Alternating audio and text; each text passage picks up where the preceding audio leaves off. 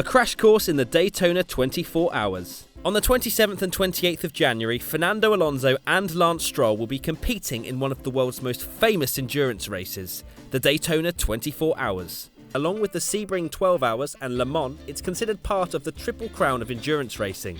It's one of the first major motorsport events of the year and is great for shoving away those Formula 1 off-season blues. Here's our guide to everything you need to know about the race.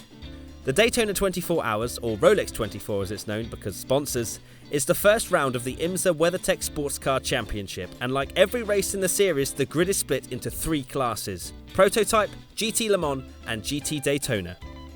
The Prototype class is the fastest class. It's loosely based on the LMP2 rules you'll see in the likes of the World Endurance Championship, but with some differences. Although normal LMP2 cars like those built by Ligier and Oreca can enter the Prototype category, there's also a type of car called Daytona Prototype International, or DPI for short. These are based on LMP2 cars, but car manufacturers can fit them with their own engines and bodywork.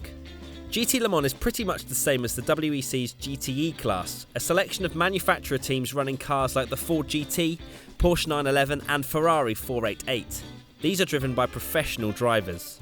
The third and final class is GT Daytona. This features GT3 cars like you'd see in Blancpain or any number of GT championships around the world.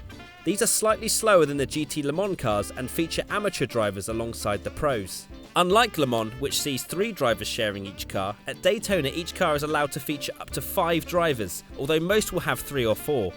But if you think 5 drivers in one car is a bit much, get this! In 1997, the winning car had 7 drivers all sharing the plaudits.